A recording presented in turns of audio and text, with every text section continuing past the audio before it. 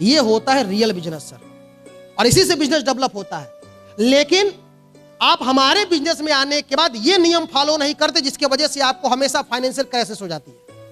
आप नौकरी नहीं कर रहे हैं, अगर नौकरी की सोच से बिजनेस को करेंगे तो बिजनेस कभी आपका बड़ा नहीं हो सकता। और बड़ा व्यापारी क्या बोलता है कि प्रॉफिट का 50% पैसा आज मैं बिजनेस में लगाता हूं, तब मैं बड़ा बना हूं।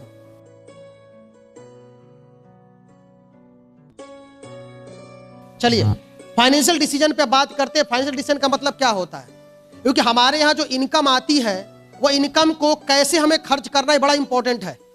आप बिजनेस करने आए हैं, आप नौकरी नहीं कर रहे हैं, अगर नौकरी की सोच से बिजनेस को करेंगे तो बिजनेस कभी आपका बड़ा नहीं हो सकता। अब जैसे कि मैं छोटा एग्जांपल आपको बताता हूं, समझिए। कुछ नहीं, केवल हेडिंग लिखिए, पूरी कहानी नहीं लिखनी हो, पूरी कहानी केवल पढ़ूंगा। हेडिंग क्या है? Financial decision. बाकी आप मेरी बात को सुनिए, ठीक है। अब फाइनेंशियल डिसीजन का अर्थ क्या है सर? जो मेरा कहने का अर्थ है, इस चीज को समझिए गंभीरता से।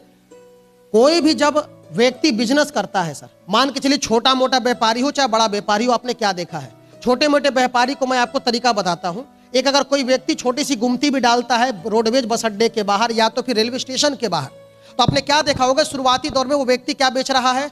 चाय बेच रहा है। चाय बिस्किट आपने देखा होगा, जिससे लगभग दुकानें शुरू होती हैं।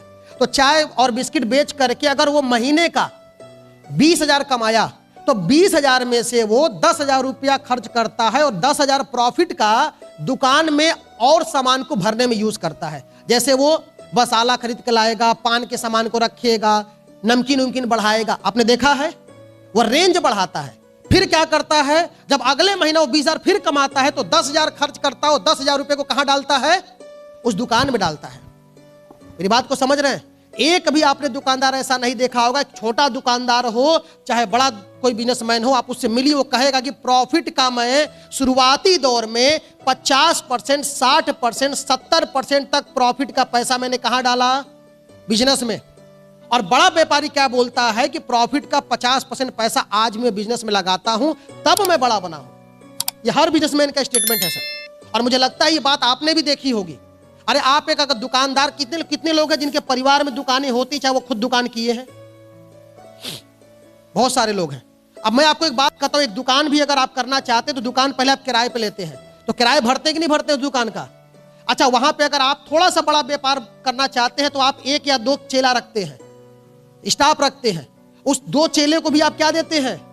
तनख्वाह देते हैं। वो कहां से देते हैं? प्रॉफिट से ही देते हैं ना। मैं कहता हूं सर, आज मार्केट के अंदर जो व्यक्ति 40,000 रुपया भी महीने का प्रॉफिट कमा रहा है, किससे? दुकान से, वो पक्का है कि 1 या 2 चेला रखा होगा। आप परचून की दुकान पे चले जाओ, जो फुटकरिया जो दुकान आपके होंगे, वहां देखना, अगर वो महीने का 40,000 भी कमाता होगा सर ना, तो 1 चेला रखता होगा और उसको भी 8,000 10,000 देता है। दुकान का किराया देता है, बिजली का बिल देता है। मैं सही बोल रहा हूं गलत बोल रहा हूं? तो दुकान का किराया, बिजली का बिल और एक स्टाफ का पैसा, यानी 40,000 कमाने वाला भी कम से कम जो 15,000 रुपए क्या करता है? खर्च करता है। और फिर 40,000 में बचे हुए में से कितना बचा? 25,000। और वो 25,000 में से लगभग आधा पैसा रेंज बढ़ाने में डालता है और आधा पैसा ही धीरे धीरे घर में खर्च करता है सर। ये बात हर दुकानदार के समझ में आती है, और ये मैं इसलिए बता रहा हूं कि मैं खुद एक दुकानदार का लड़का हूं। पहले हमारी दुकान पे 4 रेंज के सामान थे, फिर 4 से 6 हुए, फिर 7 हुए, फिर 10 हुए, फिर 20 हुए, और ये करने में आज मान चलोगा 100 रेंज के सामान है, तो उसको करने में उस दुकानदार को कम से कम 4 साल 5 साल लगा है। और 5 साल तक वो बंदा प्रॉफिट का आधा से ज्यादा पैसा कहां डाला है? दुकान में। ये होता है रियल बिजनेस सर, और इसी से बिजनेस डेवलप होता है। लेकिन आप हमारे बिजनेस में आने के बाद ये नियम फॉलो नहीं करते, जिसकी वजह से आपको हमेशा फाइनेंशियल क्राइसिस हो जाती है। क्योंकि हम यहां आने के बाद बिजनेस को, प्रॉफिट को, सारे चीज को अपना हक समझ लेते हैं। अगर यहां पे आप आते हैं और आपके अगर महीने की इनकम हो गई 20,000, तो फिर आप जानते हो कि आप 20,000 पूरा खर्च कर देते हैं, और लेबल का पैसा आ गया मान के चलो 45,000 इमरल्ड का, तो 45,000 आने से ही पूरा खर्च कर देते हो। आप सोचते हो कि 45,000 मेरा हक है। तो आज के बाद एक नियम समझना है, एक छोटे दुकानदार और बड़े दुकानदार की तरह, कि जैसे वो कमाई का पैसा पूरा खर्च नहीं करते, उसी तरह हमारे बिजनेस के भी कमाई का आधा पैसा किसका है? बिजनेस का। मेरी बात को समझिए, नीचे क्या लिखा है? व्यापार में 2 पार्टनर होते हैं, मैं और मेरा व्यापार। पैसा लगाना बंद तो बिजनेस बंद। फाइनेंशियल डिसीजन अगर आप खुद से लिए हैं तो कोई भी फाइनेंशियल प्रॉब्लम आएगी तो अपलाइन के पास आना नहीं है सर। फाइनेंशियल डिसीजन का मतलब किसी लेवल पे आपका 45,000 आया एमरल्ड का, तो 5 पे 1,70,000 आया, रूबी स्टार पे 2,30 आया, सफायर पे 360 आया, ठीक है, आपके स्टार सिल्वर पे 8,20 आया, 12,40 आया, उसके बाद 22 आया, 35 आया, उसके बाद चल के 59 आया।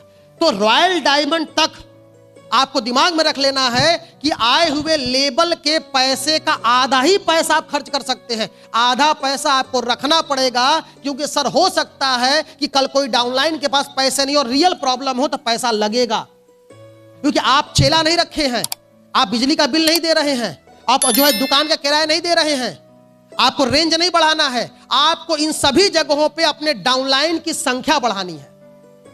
मेरी बात समझ रहे हैं? जैसे दुकान के अंदर 4 सामान है तो प्रॉफिट कम आता है, 40 सामान है तो प्रॉफिट क्यों? रेंज बड़ा है। उसी तरह हमारे बिजनेस में सर 4 डाउनलाइन अगर काम कर रहे हैं तो प्रॉफिट कम आएगा, और जैसे जैसे आप डाउनलाइन की रेंज बढ़ा देंगे, कल 40 डाउनलाइन काम करेंगे तो प्रॉफिट आपको ज्यादा आएगा सर। और जैसे 40 रेंज बढ़ाने के लिए पैसा खर्चा होता है, उसी तरह 40 डाउनलाइन खड़ा करने के लिए भी पैसा खर्च होगा। मेरी बात समझ आ रही है आपको?